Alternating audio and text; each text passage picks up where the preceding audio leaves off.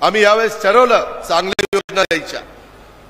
त्याच्यातनं माझी लाडकी बहीण, मुख्यमंत्री माझी लाडकी बहीण योजना माझ्या महिला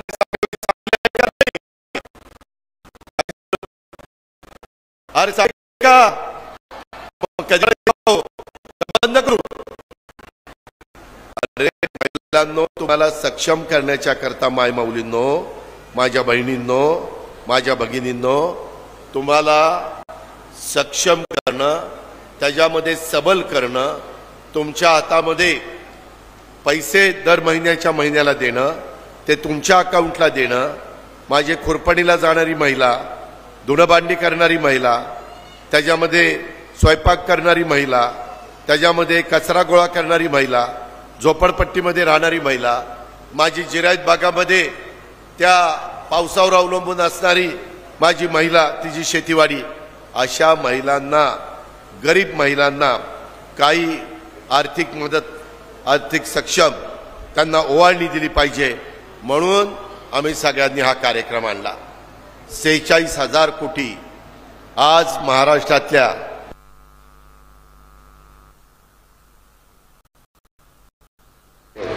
हे कशा करता देतोय की तुम्हाला तुमच्या मनात जे काही आहे ते तुम्हाला नवऱ्यानी किंवा बाकीच्यांनी घरातल्यांनी बोलत नाही, हे असं कर तसं कर, तुमचा स्वतःचा काहीतरी तुम्हाला अधिकार आहे का नाही? उद्या टेंभुर्णीच्या बाजारात, माड्याच्या बाजारात, कुडवाडीच्या बाजारात, करमाळ्याच्या बाजारात, इंदापूरच्या बाजारात, बारामतीच्या बाजारात, पंढरपूरच्या बाजारात, सोलापूरच्या बाजारात माझ्या महिलेला काही घ्यावंसं वाटलं तर आज तिला मन मुरडावं लागायचं, तिला घ्यावंसं वाटलं तरी घेता यायचं नाही। हे दुःख बरेच आदित्य ठाकरे या खात्याचे मंत्री, मी मुख्यमंत्री, उपमुख्यमंत्री, आम्ही सगळ्यांनी ठरवलं। आमदार लोकांनी साथ दिली, बबनदादांनी दिली, संजय मामाने दिली, यशवंत मानेने दिली, सगळ्यांनी साथ दिली आणि ही योजना आम्ही आणली। आता अजून 1,60,00,000 महिलांच्या अकाउंटला पैसे गेले, अजूनही 1 कोटी जवळपास पैसे महिलांच्याकडे जाणार आहे। तुमचे फॉर्म राहिले असतील तर 30 सप्टेंबर मुदत वाढवली आहे, तोपर्यंत फॉर्म भरा। भावाच्या नात्याने मी आपल्याला विनंती करतो, हात जोडून, त्याच्यामध्ये कुठं अडचण येऊन देऊ नका।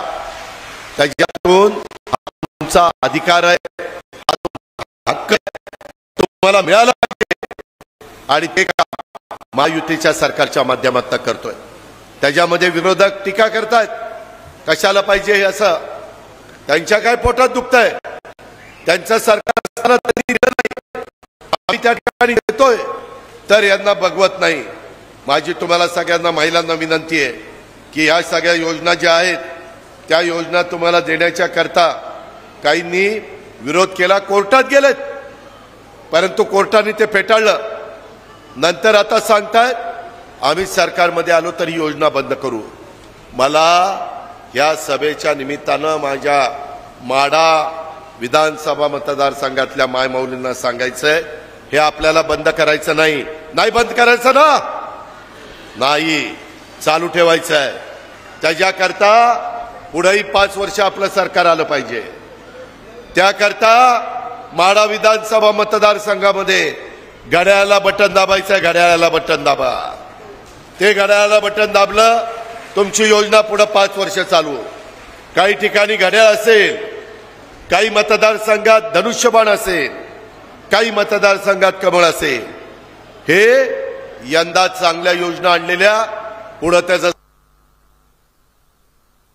करता नाही, मी फार विचारपूर्वक काढल्या। मी 10वा अर्थसंकल्प सादर केलाय, मला त्याच्यातलं ज्ञान आलेलं आहे, मला माहिती आहे की राज्य हे पेरू शकतं, झेपू शकतं, त्याच्यातनं राज्याच्या विकासावर होणार नाही। मात्र माझी मायमाऊली, माझी बहीण, माझी भगिनी त्याच्यामध्ये एक आर्थिक बाबतीमध्ये सबल होईल, ही आमची त्या ठिकाणी भूमिका आहे। म्हणून माझ्या मायमाऊलींनो, एवढ्यावर नाही थांबलो, वर्षातनं 3 गॅस सिलेंडर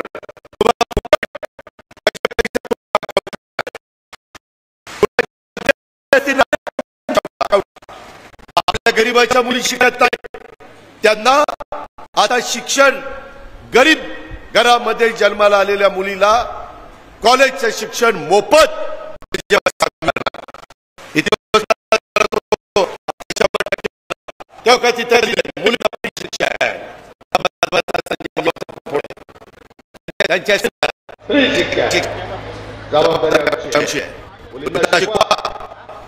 करा, इंजिनियर करा, सीए करा, आयएएस करा, आयपीएस करा, यूपीएससी करा, एमपीएससी करा, चार्टर्ड अकाउंटंट करा, जे करायचं ते करा. ती गरिबाच्या घरात जन्माला आली म्हणून ती शिक्षणापासून वंचित राहिली. हे शाहू फुले आंबेडकरांच्या महाराष्ट्रात आम्ही खपून घेणार नाही. इतके दिवस 50% देत होतो, आता 100% मुलींना फ्री शिक्षण.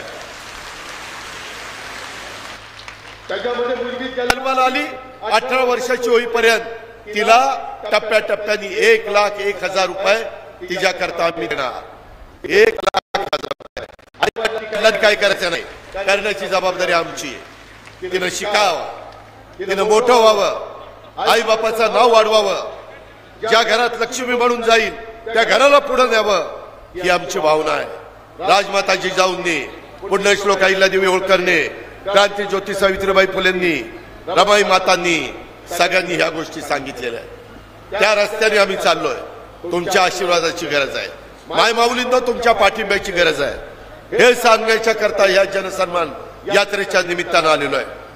मला काही म्हणायचे, अरे बहिणीच लाडक्या, बहिणीच लाडक्या काय, बांधवांना काही नाही, भावांना काही नाही. भावांना पण आणलंय. आपल्या इथे एवढ्या मोटारी आहेत. बबनदादांना विचारा किती मोठ्या प्रमाणात इथं विजेचे कनेक्शन दिलंय, परंतु 3 हॉर्सपॉवर, 5 हॉर्सपॉवर, 7.5 हॉर्सपॉवर लाईट बिल भरता येत नाही. लाईट बिल थकलं की कनेक्शन कट. काय करायचं? काही जण आकडे टाकतात, तोही गुन्हा आहे, तेही करता येत नाही. मी विचार केला की आता इथून पुढं 3, 5, 7.5 हॉर्सपॉवरच्या मोटरला वीज बिल बंद, फुकट वीज.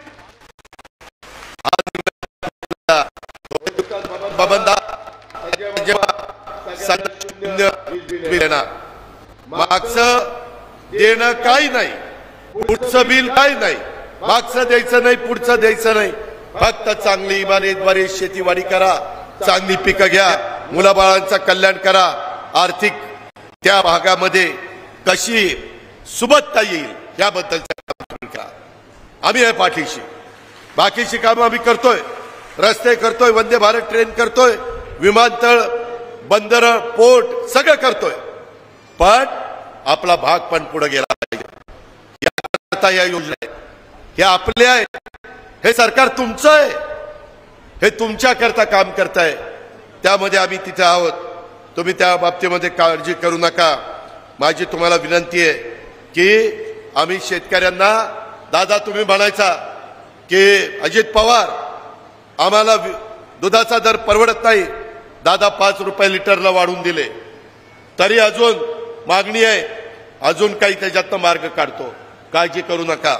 त्याच्यातून माझ्या शेतकऱ्यांनी गाईच्या सडातनं काढलेल्या दुधाला भाव मिळत नाही, तर शासनाच्या तिजोरीतनं तुम्हाला अधिकचे पैसे देण्याचं काम हे शेतकऱ्यांचं सरकार आहे, तुमचं सरकार आहे, म्हणून हे केलेलं आहे.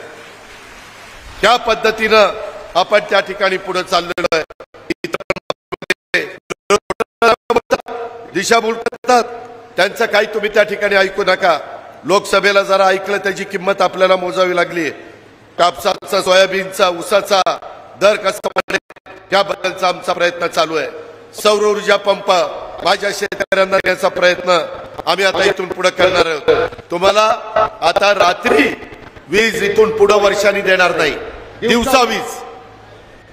माझ्या माय माऊलीला त्यांच्या घरचे पती हे आठवड्यातनं 3 दिवस शेतामध्ये जातात, का तर रात्री लाईट असते. ती पत्नी घाबरती, तिला वाटतं माझ्या पतीला बिबट्यानी जर हल्ला केला तर काय, विंचू काटा सापानी केलं तर काय. आता 1 वर्षांनी मी या सगळ्या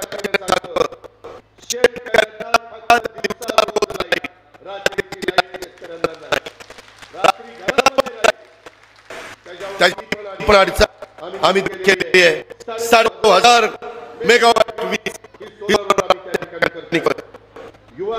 कार्य प्रशिक्षण योजना, डिप्लोमा डिग्री घेतलेल्या मुलाला 7-8 त्यामध्ये प्रशिक्षण सरकार आणि परंतु तरुणीच्या करता आपण वारकरी दिंड्यांना पण अंदाज शेवटी आपल्याला लोका करायचं त्यांच्याकरता मार्टी आणलं, मातंगा करता आरटी आणलं, मार्टी आपल्या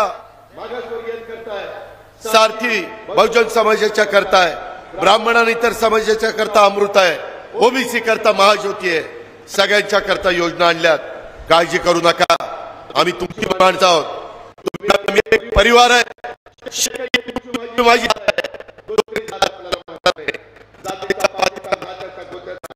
विचार करत नाही सांगायला मतदारसंघामध्ये आलेलो आहे. त्याची आठवण माझ्या माय माऊलींनी माझ्या बांधवांनी ठेवावी. इतर पण अनेक गोष्टी आहेत. आज तर खरं तर जनसन्मान यात्रेला काय उत्साह होता, सुंदर पैकी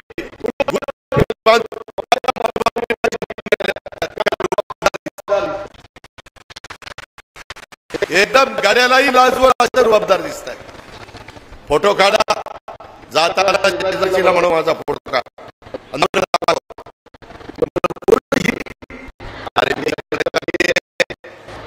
असा इतका सुंदर फोटो निघणार आहे. आज तुम्हाला आम्ही समाजामध्ये मान सन्मान सबल सक्षम त्या ठिकाणी करतोय. आपल्याला शेवटी सगळ्यांना न्याय द्यायचा आहे ही भूमिका महायुतीच्या सरकारची आहे. आणि म्हणून यावेळेसच्या अर्थसंकल्पामध्ये करोडो रुपयाच्या योजना दिल्यात. त्याच्या राज्य अडचणीत येणार नाही, रिसोर्सेस वाढवणार, वेगवेगळ्या पद्धतीनं आपलं उत्पन्न वाढवणार आणि